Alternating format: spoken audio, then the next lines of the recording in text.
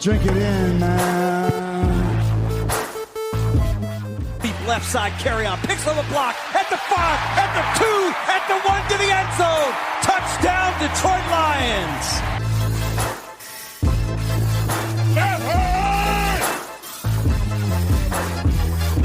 Drink it in, man. Get up, Stafford throws. It is end zone. Caught! Oh, baby, what a catch! Kenny Galladay, you're a freak! What a catch! Touchdown, Detroit Lions!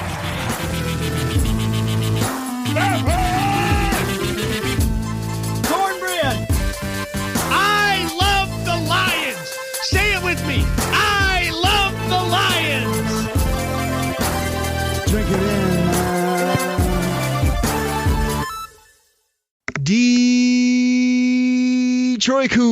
Detroit Koolaid drinkers, what is going on, everybody? It's everybody's favorite day of the week. It's Friday. We're here talking Lions right here on the Detroit Koolaid Cast. We serve up Honolulu blue flavored Kool-Aid all day, every day, and all you got to do is drink it in. Drink it in, man. Side of cornbread. Cornbread! Everybody, thank you so much for listening. We're going to talk NFL draft, my favorite topic. But this week, we're going to talk big picture. We're going to talk about the NFC North draft needs per team. And I got the one and only big-time guest here on the show, Joey from Believe in Bears. I know, boo. I know, but he's a great guest. He knows his stuff, and we have fun talking football. He's back on the show to talk NFL draft. Joey, how you doing here on a Friday? Derek, such a pleasure to be back. Happy Friday, my friend. An honor to be on the Detroit Koolaid Cast. And look, guys, it could be worse. I could be a Packers fan. I love it. Look at this guy knows how to spin it. I mean, I try to make him the heel right off the bat, and he spins it. Now he's the baby face. I love it. That's tremendous. I always say that life can always be worse. You could always be a Packers fan, Derek. It could always get worse. Joey, you know what being a Packers fan would be? You want to know? What? It was a bad decision. Period, point blank. It was one of the dumbest decisions I ever made. Thank you, Pac-Man. Absolutely, I agree. Dude, one day I will tell the story of how a Packers fan once poisoned me, but maybe that's a tease for another pod. Oh, yeah, we will have to fit that in, no question about it. But, I mean, like I say, we got so much to talk about, and we never mess around on the show. We might as well just dive right in. So we did it on the Wednesday show when we talked free agency. I'm just going to go to your Bears right off the bat. So when I'm looking at their needs, I mean, I don't know. Their top need might be, I don't know, a quarterback. They've got other needs at offensive tackle, possibly another receiver, some guys on defense. You might want to get a corner, somebody to rush the passer. Where are you at with your team in regards to where they're weak and maybe where they will draft players, picking at number 20 there in the first round? You know, in the land of beardom land, it could go in a lot of different directions. It's a concept of what I think we'll do versus what I want us to do. So obviously, door number one is, as you said, we need the quarterback. Ryan Pace has shown a history of moving up to draft quarterbacks before and spend draft capital. That concept terrifies me unless it involves us getting Russell Wilson, but I digress. Derek, what I really want to see us do, honestly, this is what I want to see the Chicago Bears do. We pick at number 20. I want to see us go in some sort of order: offensive tackle, offensive lineman, wide receiver in the first 3 rounds. I want to get a big, mean, nasty dude in the first round, and then in the second round, either get another wide receiver and an offensive lineman. It's time where, you know, everyone's like, oh, the Bears struck out on Russell Wilson. Well, part of that was we kind of just don't – it's not about the capital. We just don't really have the pieces around him to really make it that exciting and that interesting. If we are going to go rolling out there with Andy Dalton, if that's the ship and the bandwagon that we're going to be signing up for, we need some dudes up front to protect him. We're probably as close to, you know, the Lions transition with a new coach and a new GM and the whole deal as probably people want to admit in Chicago. So it really has to start up front. I think in a dream scenario, the Bears actually by the end of next season have a deep, interesting, offensive, talented offensive line to head into 2022. Joey, I've got a soundbite here that I think relates to Ryan Pace, maybe your head coach Nagy, and it kind of predicts the future for Andy Dalton. You want to hear it? Oh, I'm sure it's going to be great. Struggling. Thank you, Joey. Joey Namath. Struggling. like I think what you guys need to do, I mean, I know we're talking big picture here when it comes to draft and not getting into some of the nuance, but like you're laying out positions and that's kind of what we're doing, the needs and whatnot. But if I was the Bears GM, what I'd really be doing is sort of sitting there and doing what we always hear about and we get frustrated about, but is really kind of the best play. You'd be best to take BPA in those first 3 to 4 rounds to really try to get some game changers on your team, because I think you have all right players at multiple spots, but I just don't see guys that can make huge stat lines, win games. I mean, the closest you have is the season that Allen Robinson had last year, and I want to see what he does this year because he kind of surprised a lot of people, jumped back on the scene as kind of that top wide receiver and whatnot. So I feel like you got to get like dynamic edge players. You might need another guy to pair up with Roquan. You might need a lockdown corner now that Fuller's out of there. So I'd really just be sitting there at 20 saying, like, whoever the best player is, I'm going to take him, because I always feel like you can formulate your team better doing that than trying to plug holes. I mean, like, well, I don't have one of these right now, so I'll take that, when really if you just took the best player, you can either fill that spot in other ways, and usually those best players usually end up making you a much better franchise than filling an open need on your team. So maybe they just need to be aggressive that way. They're sit, or like you say, they've been known to trade, so maybe they will move up and down the board and do some things. Yeah, moving up and down the board really, really scares me, just because I just don't think our GM makes great decisions, or he gives up too much capital when he does move up to make those moves. You're making a great point. My only counter to that would be, I think it's about time that the Chicago Bears philosophically start spending high-end draft capital. And remember, this is the first time we've had a first-round pick in a couple of years because of the Khalil Mack trade. Right. I think we just need to be focusing on offense, man. And I'm with you, man. We do need game changers. We do need blue chippers. You know, I love Allen Robinson. I don't know if I would call David Montgomery a blue chipper, but I like him a whole lot. You know, I like the potential that Darnell Mooney has. I like the potential that Cole Kmet has. But again, emphasis on the word potential. We need to really focus on getting that offense in line a little bit and tipping the scales a little bit more towards, hey, our defense was so good in 2018. We got the same guys back, blah, blah, blah, blah, blah. Well, that defense is getting older. That's in transition. I think we need to start building up the talent on the offensive side of the ball. So I'm down for BPA as long as it on offense for the Chicago Bears, at least through the first couple of rounds of this upcoming draft. Do you see them drafting a quarterback? I do, and honestly, the only guy that I think probably makes sense that has Mac them, Jones. You know, has the. I mean, honestly, dude, I would be happy with Mac Jones. I really would. I think it's Trey Lance. I think that's the guy who they're looking at. And look, Trey Lance is huge. He's athletic. He's got a great arm. But again, it's the same stuff, the same red flags that scared us Bears fans about Mitch Trubisky. And look how Mitch turned out. Hasn't played a lot of snaps, competition issues. Needs a lot of time to, you know, learn the NFL game a little bit, and he needs to take a little time to mature. That is all the stuff that happened with Mitch. I'm not saying that's going to happen to Trey Lance, but man, we're scarred, dude. It's like getting out of a bad relationship and getting into the same type of relationship over and again. And that kind of scares me. Mac Jones, look, I get it. Not athletic. Played with Alabama's offensive line and all their weapons. I understand all of that.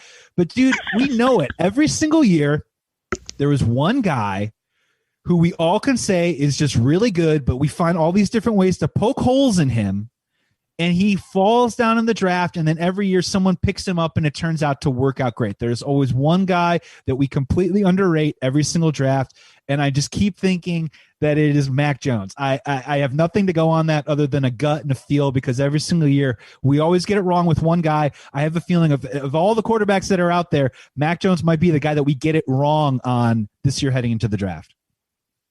Oh, man, very, very interesting stuff. You did slander my guy, Trey Lance. I know we're not here to talk all about players per se, but I've fallen in love with Trey Lance. The minute I've watched his tape and then I got to see his pro day, I thought, this is just, I mean, I get the inconsistencies on some of the passing, but he just has that vibe, that swag like the Mahomeses of the world do, where he can make every throw.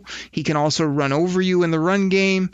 But, like, that's just a pipe dream for your Chicago Bears. But like I said, I could see Mac Jones falling to 20, or you bumping up a few spots and getting a player like that.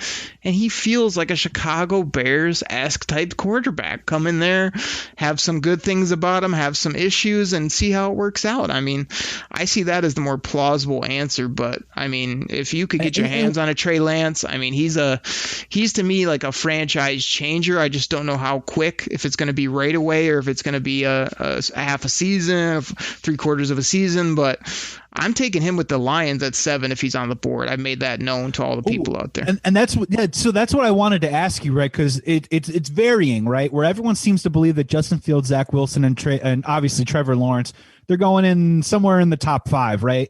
No one really has Trey Lance in the top 5. I have seen Trey Lance everywhere from 7 to I think like 12 or 13 area. Nothing really pushing past that. Yep. And then Mac Jones is all over the board.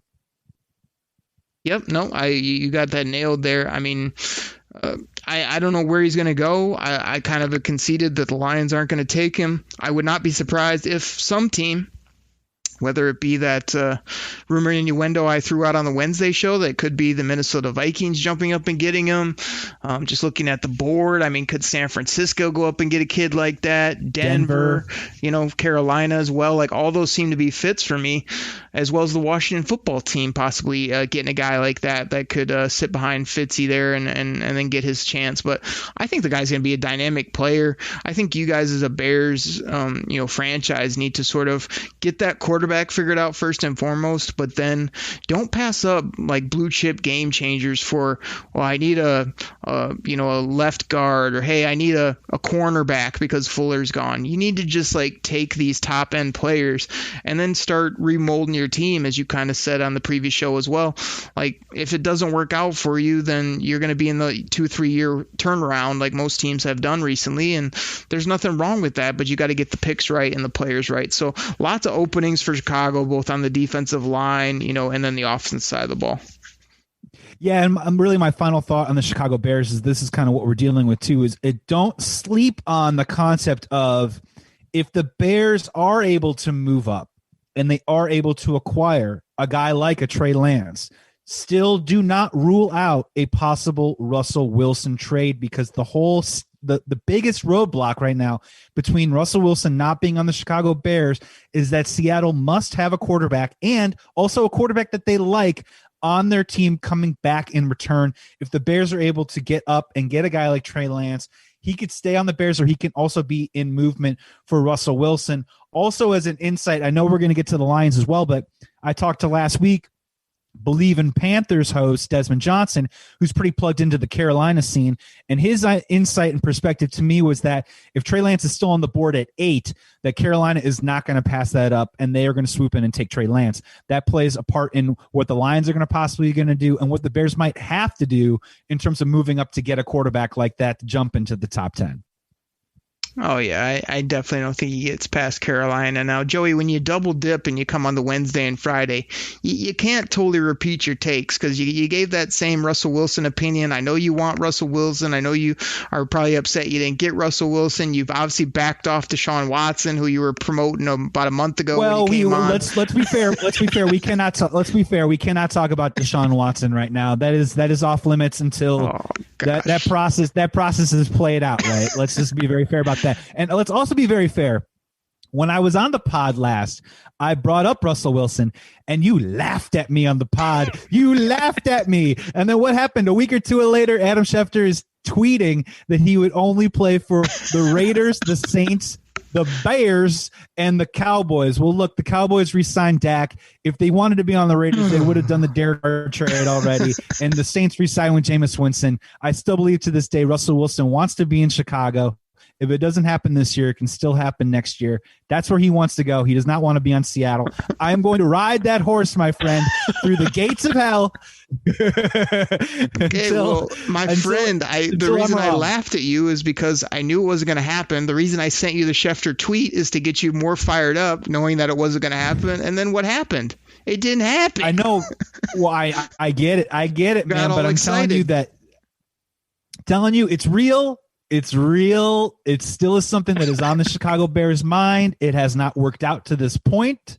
It may never work out, but I'm just saying, Do not sleep on it, and I promise to go easy on you when it does happen. I'll go easy on you. Yeah, well, like I say, if you're going to give up your whole franchise plus everything else you got in the city of Chicago, plus the Sears Tower and the Chicago River and our secret to deep dish pizza, one of the Blues Brothers. Yeah, I mean, it's all worth it. It's all worth it, man. Once you give up that, you'll be able to play this music every time you come on.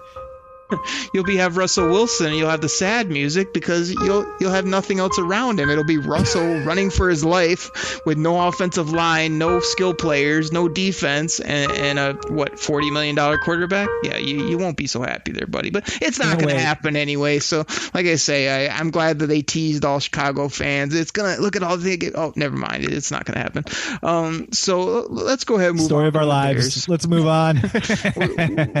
we got to talk about the Packers at least for a couple minutes. I mean, I hate to do it, but we have to. I mean, in the draft, I mean, everybody was clamoring last year. How can you not take a receiver for Aaron Rodgers? I mean, he needs weapons. I mean, gosh, this guy, we already sent him to Jeopardy on the last show. I mean, I don't know what a good Jeopardy question would be for what his skill players are, like Aaron Jones and a bunch What of is something that the Green Bay Packers never ever do? What is draft offensive talent?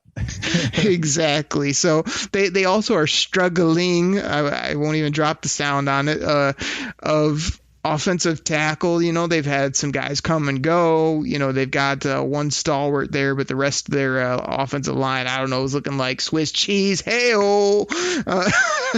And then they got they got a cornerback or so they got to replace. Some defensive linemen. They could use some linebackers. I mean, they've been trying to find tight ends for I don't know how long, not realizing that even when they had tight ends, Aaron Rodgers was not a great tight end. His last good tight end was Jermichael Finley. There you go, everybody. That's a blast from the past. So I don't know what the Packers are doing. They got lots of needs. Like I said, they won a lot of games. Aaron Rodgers had the year of his life. Congratulations. But I think they got lots of spots to fill, and I don't know they'll be able to do it this year. I think they'll go into the year a little bit thin at some spots because they've been drafting backup running backs and backup quarterbacks the last couple of years. Yeah, they're at pick 29 this year. They're one of the harder teams. You had to kind of handicap like which direction they're going to go in. I am really excited over the next month, Derek. And when we come back and do the real, the big time NFL draft, when we're geared up on all these players, it just seems like it's a really deep wide receiver class this year. Wouldn't surprise me if they went that route, depending on how the board shakes out. I mean, it just seems like that there's 6, 7, 8 guys that people would really, really like a lot in this draft class coming up. But again, pick 29, if I had to take a guess with the Green Bay Packers, would be that they would go offensive line, which is also deep this season too as well, especially at the high end part of the draft. And I guarantee if it's the Green Bay Packers, their only caveat with the offensive lineman is that he never bathes or showers or cuts his hair. Or cuts his hair, right, or does any sort of grooming aspects of any kind.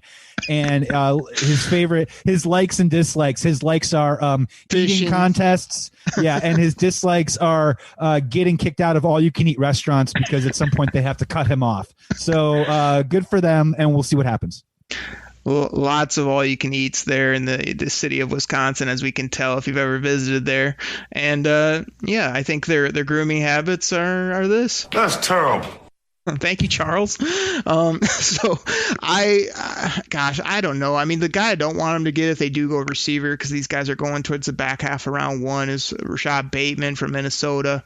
I mean, he's right up in that area. This kid ran a great 40. He's a good ball player. I don't want to see him and Devontae Adams on the outside. Kadarius Toney from Florida is a really unique prospect. I mean, I don't see him being a Wisconsin type guy, but he's going to be at the bottom of round 1, up round 2 as well. But, they'll probably try to appease Aaron Rodgers because he went out and had the year of his life. But I think the guy, I mean, he's not getting any younger. We've said I doubt he's going to repeat that year. So if they go and give him extra toys on offense and he falls off a little bit, that's going to be another check minus for the Green Bay Packers. So I see them checking in and, anywhere between 7 and 9 wins this year or so, and taking, second, third place in the North. There you go. Ooh, I love it. I love what you're saying on that. Now, wait, real quick, in the 7, 8, 9 win category, does that mean Aaron Rodgers misses games? There's no way he plays 16 games, right? And they win 7 or 8, 9, right? I don't know. I mean, before last year's bounce back, Aaron Rodgers was. I don't know. He did not have a good 2019 season. I'm in complete agreement with you, especially those last couple of months of the year when, I think he only threw something like 6 touchdowns in his final 7 games in 2019. And then obviously he came back last year and just lit the world on fire. I was just trying to check and see if Mr. Namath was still with us. Struggling. I mean, before last year, Aaron Rodgers. Struggling. He's had some injuries issues that he's struggled with. Struggling. So I think in 2021. That's my favorite one, by the way. I like that one a lot. 2021, he might return to that form. Struggling. I think that, and I think, like you say, we're both hoping it would happen because we're just sick of him. We're sick of that team in Wisconsin there. But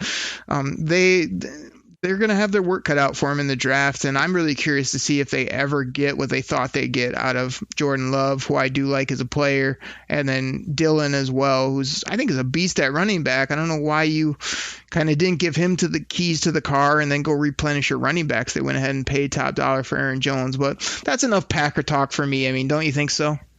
Let's get it. Let's yeah. But plenty of those bums. Now we got to talk about Vikings. We'll save our my Lions to last because we talked about your Bears off the top. But we got to get our great sponsors in here, as well as there's going to be a plug for my show, Believe, BLEAV, and Lions with myself and Lions legendary safety Benny Blades. Joey is on the Believe Podcast Network as well. I actually met Joey. We did a roundtable, NFC North roundtable, and we were only on there for 45 minutes. But I was like, man, I got to talk to this Joey guy again. And since then, I think I've done his show multiple times. He's been gracious enough to come on here once a month. So, Joey, throw that IG handle out there and give the name of your shows that they can find on any podcast platform, talking football, baseball, hockey, everything. Believe in Betting Chicago talks about all Chicago sports, and not just Chicago sports, but other sports too as well. I love talking about, as I mentioned, bringing Derek on. I love hearing about other teams' perspectives. We go through movies. We talk about all sorts of stuff in pop culture. And then Believe in Bears, focuses a little bit more in the all 22, the nuts and bolts of what's going on with the Chicago Bears organization. And it hasn't been a pretty ride recently. Also, you can follow me on Instagram at Christopollos, ChristOpollos. Chicken of Christ, Derek. And let's go pay some bills. Soon to be a much cooler, shorter, more easier handle at some point. But for now, that's where you can find him on IG. And we're going to try to get him on Twitter and other platforms so he can have fun. But check him out. Check his stuff. It's tremendous. Everybody, we'll take a quick pause for the cause. We'll be right back. What's going on, everybody? This is your host, Derek Oakrey of the Detroit Koolaid Cast. And this is normally where I tell you about some of our great sponsors. But today, I want to tell you about my other Lions podcast. It's called Believe in Lions, and that's spelled BLEAV on the Believe Podcasting Network with both myself and Lions legendary safety Benny Blades. Yeah, you know who he is, the hard-hitting safety Benny Blades. Played for the Lions. He also played for the you know what it is, the University of Miami, those Miami Hurricanes. He mentions it multiple times on the show. Benny loves to talk about his Hurricanes, his Lions, and I love to play this soundbite on the show. We have a ton of fun on that show. We laugh, we joke, we talk Lions. Like I said, he brings up the Hurricanes. I talk about my Michigan Wolverines. It's a really fun show. Benny loves the Lions. He tells great stories from his playing days, as well as we're just rooting on this team. We BLEAV in the Lions. So please go ahead, find it on your favorite podcast platform. Hit that subscribe button and check it out. Share it with a friend. We really appreciate it. So check out Believe, BLEAV in Lions with myself and Benny Blades. Thank you guys so much. Detroit Koolaid drinkers. Thank you for listening to our sponsors. Thanks so much for Joey for coming on the show, talking all things NFC North. And we're going to get right into it here on the show. You can find, again, if you hit that subscribe button, you can find the show on iTunes, Spotify, Google Play. Please go check us out and go check out all Joey's shows and hit that subscribe button. But Joey, we got to talk about the Minnesota Vikings, even if only briefly. So we've talked about their offense on the Wednesday show. We talked about some of their holes on defense. When we're talking about draft needs, I mean, they could probably use help on the interior offensive line. They could use a dynamic safety on the back end, some edge rushers, which they've lost recently. And they need an offensive tackle, if not two. Those are kind of some of the top needs I see. Where do you see with the Vikings maybe coming pick 14 in the NFL draft? Yeah, month out right now, I'm kind of leaning towards the unsexy vibe of the direction that the Minnesota Vikings are going to go. As you mentioned perfectly, they need to replenish the offensive line a little bit. So, with all this quarterback movement in the top 10, I could easily see them picking off one of their favorite guys off that list. And then the part that really scares me, the stuff that I don't want to happen, I'm just looking at, where is Kyle Pitts going to go? We keep talking about Kyle Pitts over and over again. I'm not a big fan of rookie tight ends in fantasy, but everyone keeps saying that this guy is going to be a Hall of Famer, a Hall of Fame tight end, one of the best tight end draft prospects that they've seen in years and years and years. And they just got rid of Kyle Rudolph. I could see them maybe sliding. I don't know if he's going to make it to 14.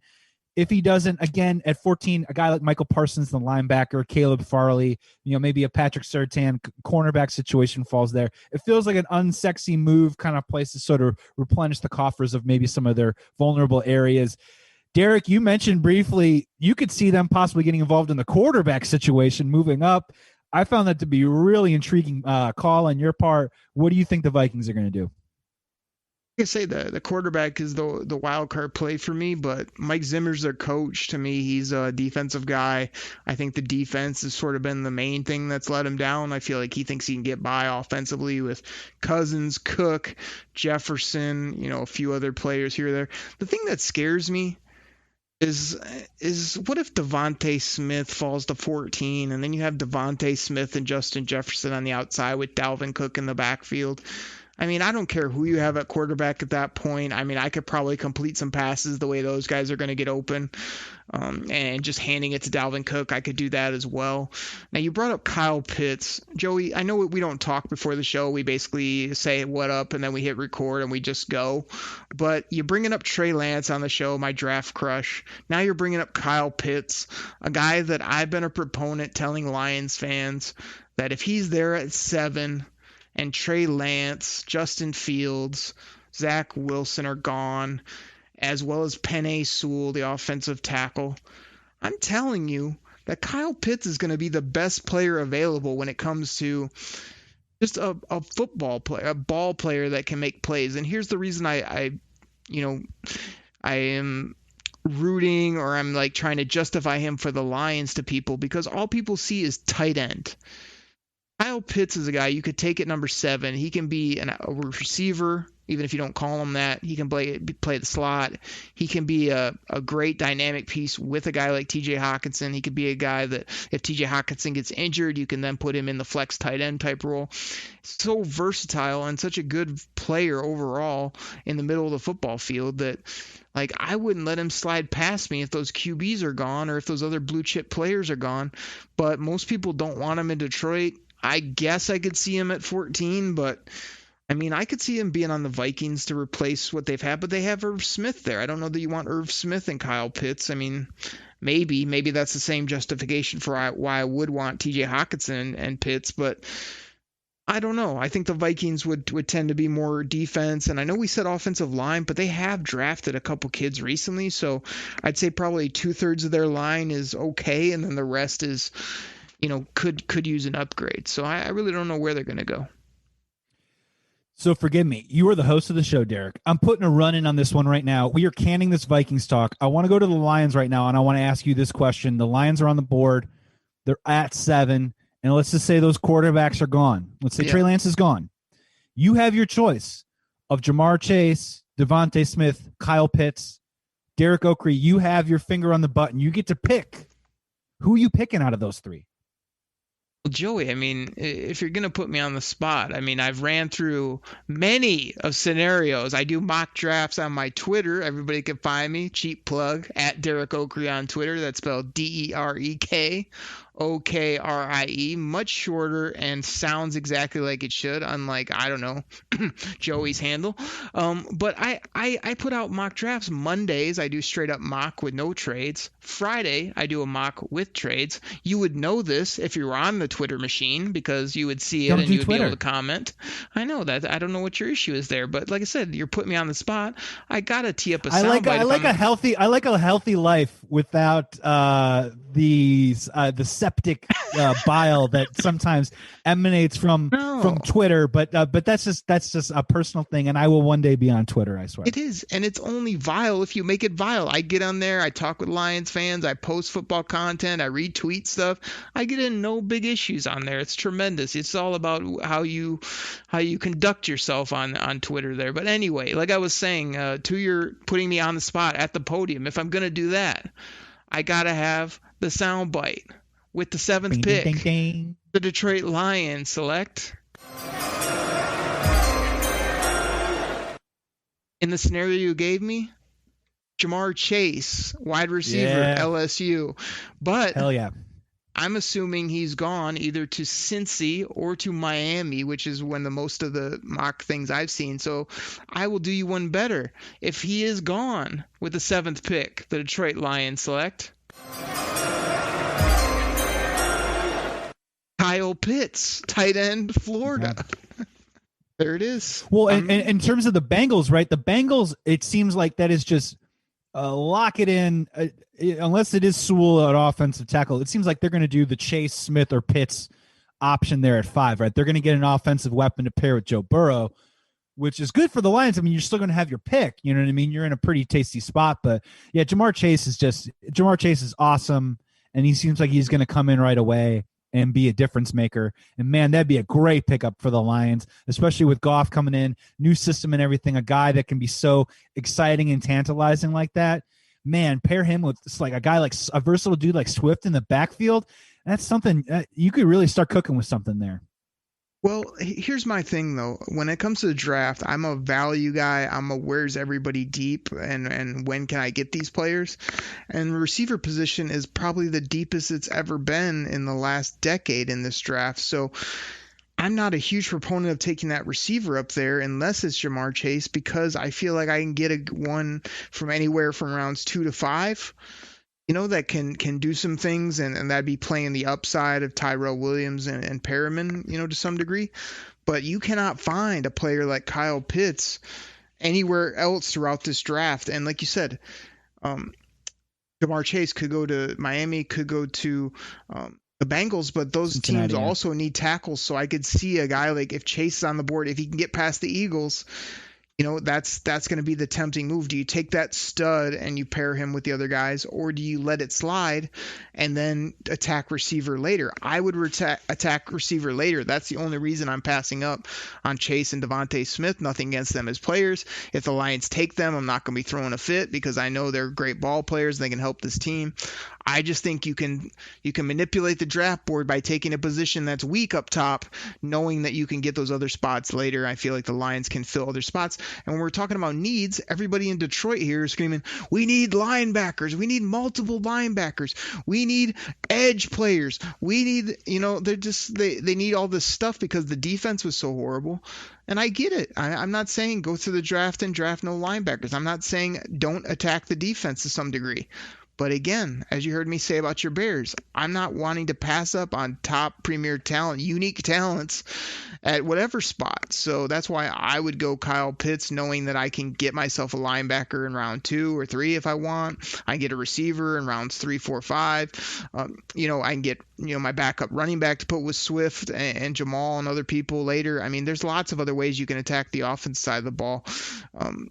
But I just got to play the board that way. So there's lots of needs for the Lions, but there's multiple ways to get at it rather than take the best defender at 7, take a wide receiver at 7. That's just simple thinking, in my opinion. Yeah, and so then in your opinion, because every mock draft that I've seen has the Lions probably leaning offensively with their first round pick, and it's probably going to shake out that way, but you see a scenario where the Lions could take a defensive player. They could take a guy like a Micah Parsons at linebacker. They could take a Patrick Surtain to pair with Okudah. You could see a situation like that. I don't know. I really can't, based on everything I've seen, read, and heard. But I mean, I saw Surtain here before we got recording at his pro day, and man, the guy looks the part. He obviously played, at a great program. He's got everything you sort of look for: body build, speed, coverage ability. But I mean, I've been promoting to my other shows. Logan Lamorandier from Sports Illustrated comes on, and we were talking, and I said, hey, the Lions always feel like they're okay at corner when they only have like one or two good corners. The way to get really good at corner is to get two studs and then get 3-4 that are good too. That way you can injuries, you can cover the slot, you can cover 4 wide, all that stuff. But everybody here in Detroit's like, you got Okudah, you got AO, we're good. No, we're not good. You can always add to that position. So if I'm going to take a position up top at 7, it's definitely going to be the cornerback position, as you said. Micah Parsons, everyone's worried about these character issues, and every mock I see has him going more between 15 and 20-ish.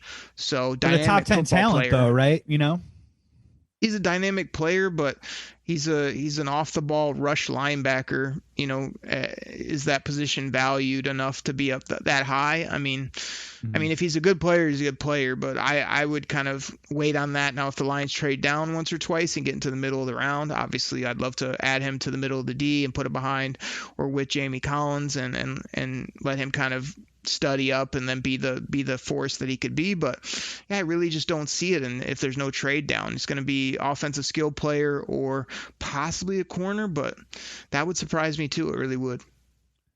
Well, let me frame it to you like this. Let's just play out a couple fun scenarios as we're moving along here. Let's say Pitts is gone. Let's say Jamar Chase is gone.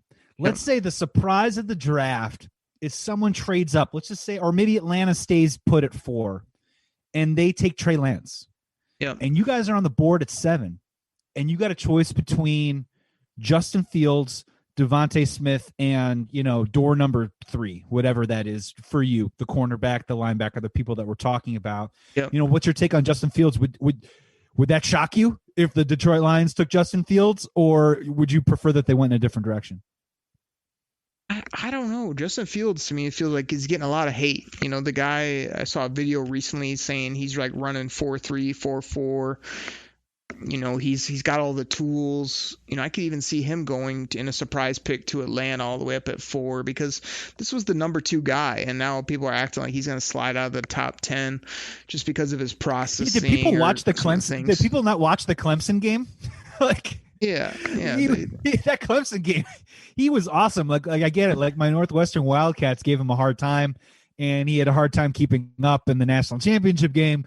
But, man, that Clemson game is a pretty great highlight tape of what he could possibly do in the NFL. I mean, he was throwing bombs. He was using his legs. He was accurate. He was impressive.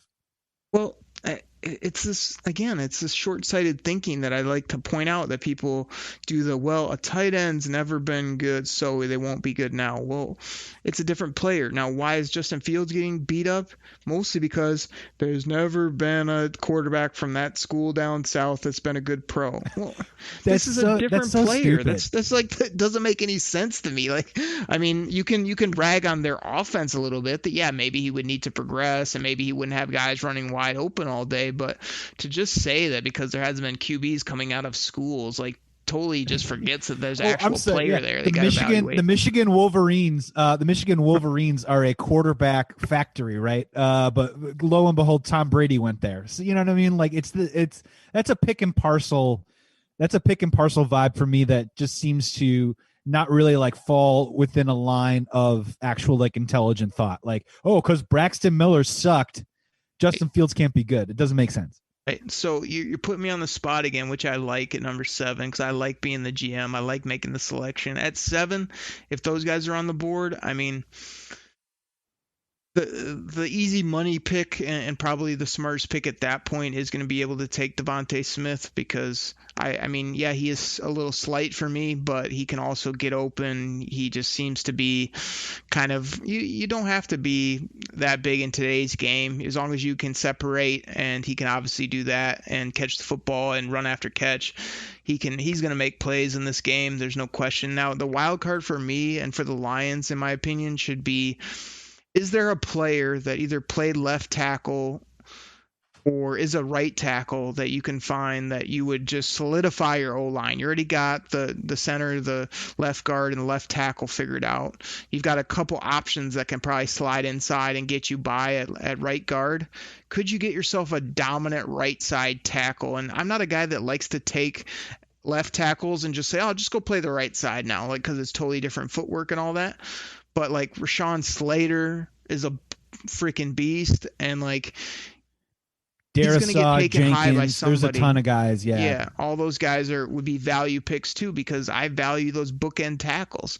You protect my quarterback, Goff or otherwise, I feel like he's going to be much better than if he's running for his life all day. So I think I would throw tackle in there, and the corners would be my options. But I'd probably go Devontae Smith if I'm not sold on getting another corner. But like I said, my other interesting. You're bringing up a really good point too, because when Goff has time to throw, as we've seen, he can be very effective above average quarterback. It's obviously when he gets pressure, when things get a little bit off the grid for him, when he has to read second, third progression reads is when he gets into a lot of trouble and he can't complete passes. My question for you then is because what's been interesting is all these mock drafts have the Lions taking, like we were talking about Devontae Smith, we're talking about gaudy, flashy offensive weapons.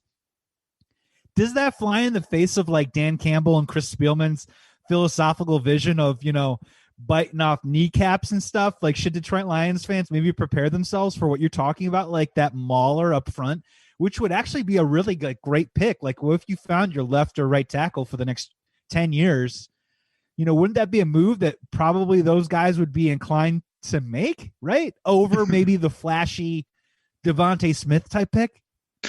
Well, you brought it up. You brought up kneecaps, so I got to get it in. We're going to bite a kneecap off. We're going to smile at you. Bring it in. Bring him on. The kneecap. We're going to smile at you, and when we do, we're going to take another hunk out of you. We're going to be the last one standing. All right, that's going to be the mentality. You hear that, Joey C from Chicago? We're going to be the last one standing, and because I don't know if I'll have another chance to get in on the show, I mean, I might as well just hit you with a double dip right now. The Bears are what we thought they were. What we thought they were. Bullshit.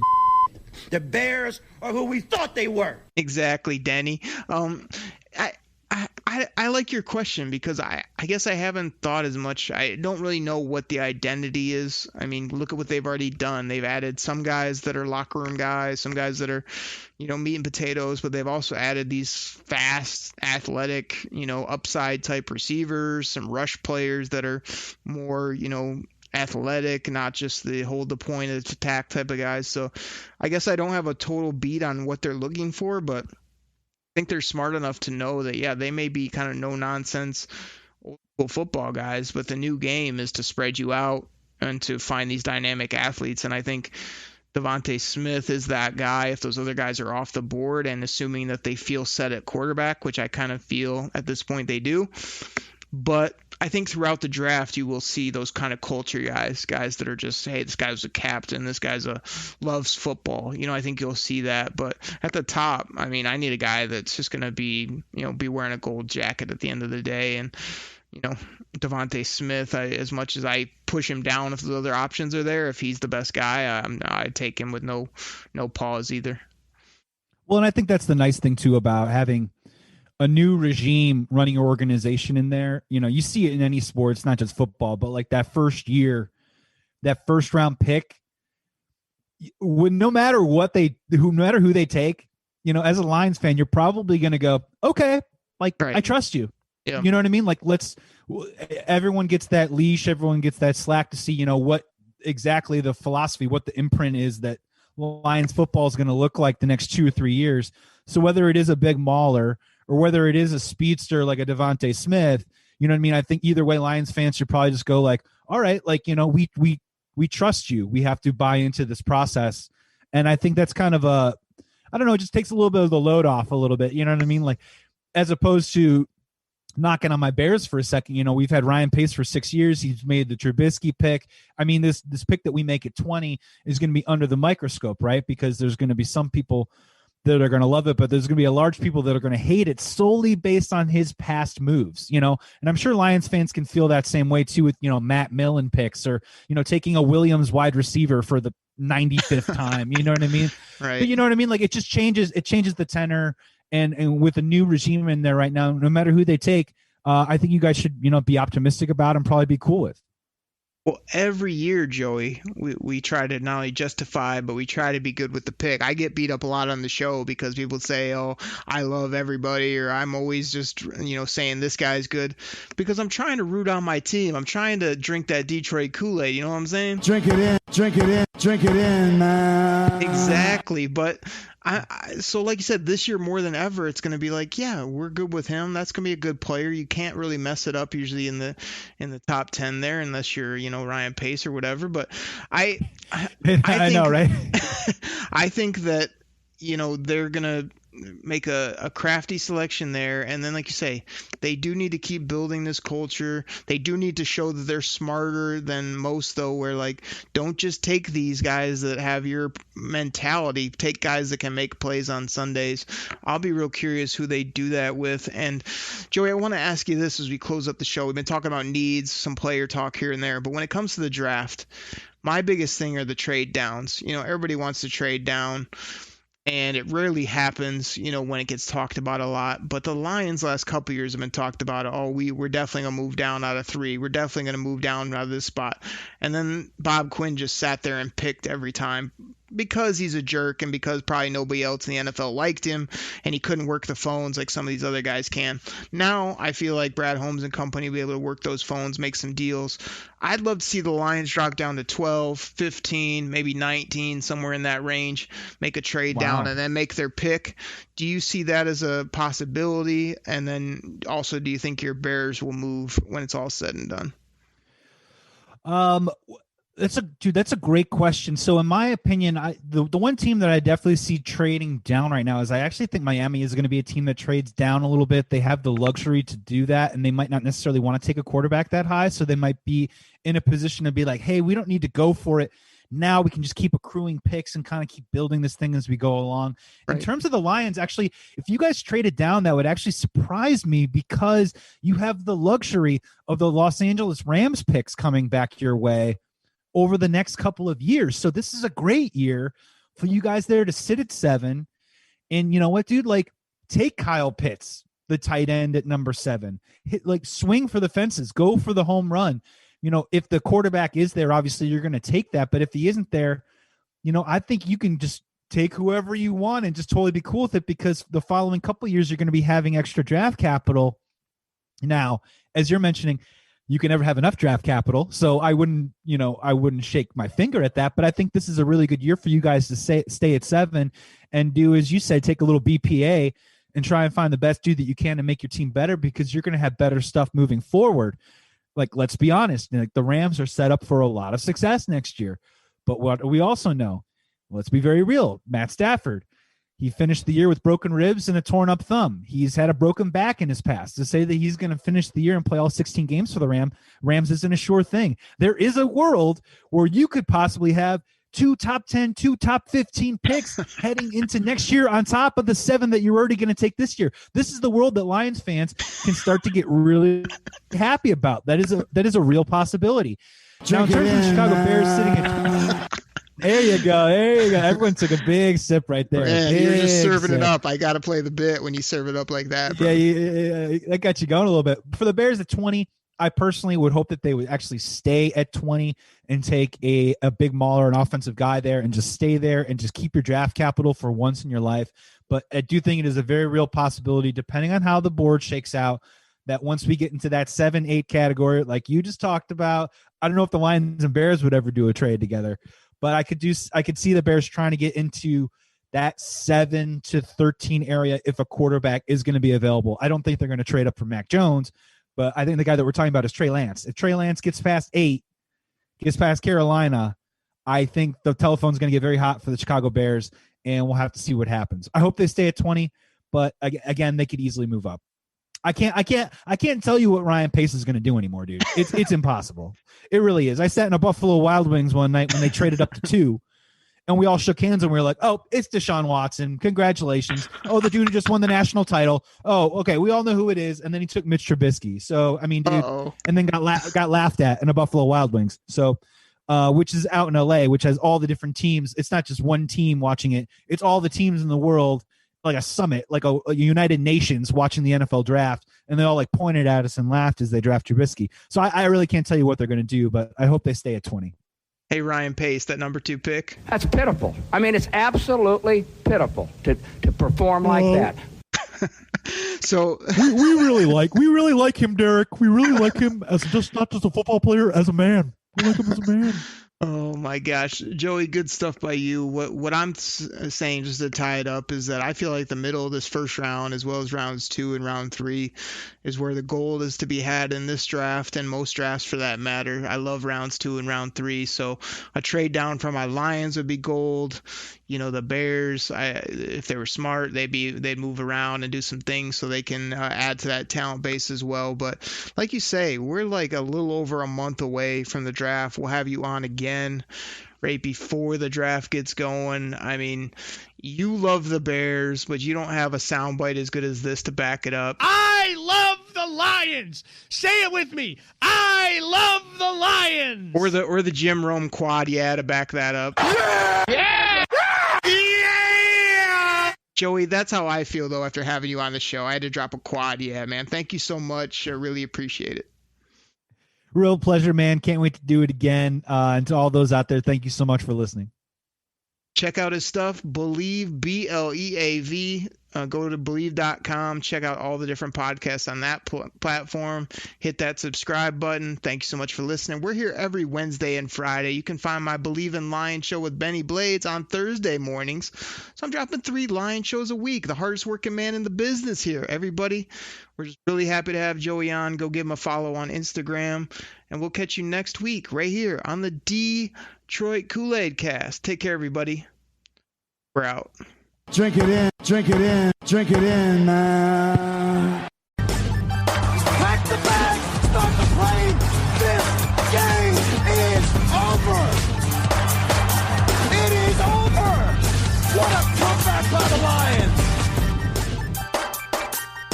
Drink it in, man.